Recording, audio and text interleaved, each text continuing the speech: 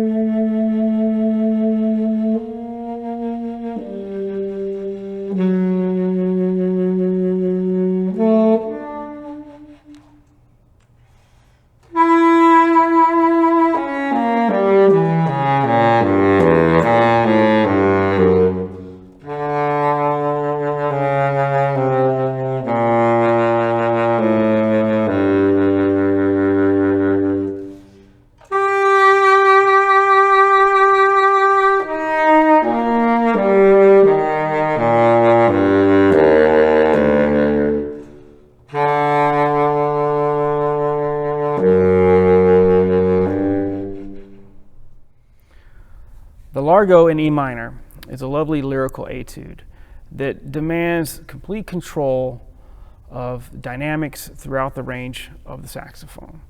The most important thing you can do to prepare to play a piece like this is do daily long tones. And people wonder, well, what is that? Because people say do long tones all the time. It's pretty simple. With a tuner, as a warm-up, you can start on any note you want, and you can just play it as soft as you can, and crescendo to as loud as you can, and decrescendo to as soft as you can, keeping it in tune. And after you're done, do another note. And then you can go through up and down the whole range of the horn. If you go through the whole range of the horn like that, just slow, and you want to make sure each note is as even as possible.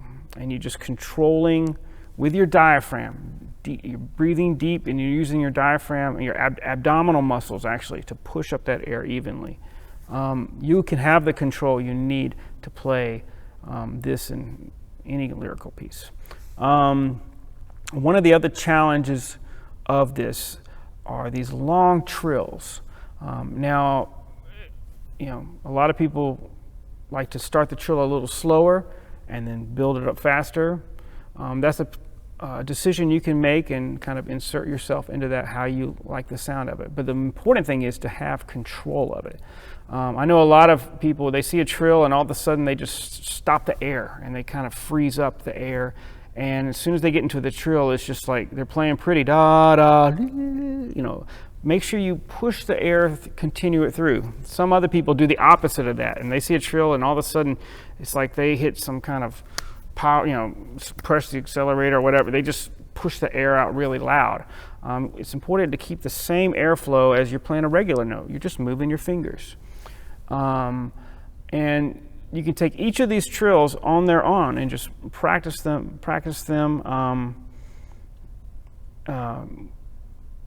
playing them as even as possible. That first trill, you can, just as a technical note, you can leave that pinky down as you play it, and you're just lifting that little ring finger. And when you go down to the C sharp, you can just leave that right hand down. That'll keep the sound even as you go down and up. And that'll make that trill a little bit easier for you. And also, there's no need to rush those turns that come out of the trill. You can play those, you can take your time with those. And that's one of the challenges of a trill, is coming out of it, just as much as playing the trill. One thing to remember, this is very slow. The 8th note gets the beat. So make sure you practice it with a metronome and put the beat on those 8th notes. They can be really tricky because you might be used to seeing 4 16th notes in a beat, but now it's 2 16th notes in a beat. And you kind of have to translate everything to twice as long. Another thing to remember is the 3rd line of this is forte throughout that whole line. You can make small little adjustments and little dynamic fluctuations in there, but it needs to be strong and full all the way. The phrase right before that is very soft, so if you can make that dynamic change, that'd be great. Not too loud. We don't want to blow people. We still want it to sound lovely, but it does need your full air and support throughout. Hope these tips help, and good luck with your audition.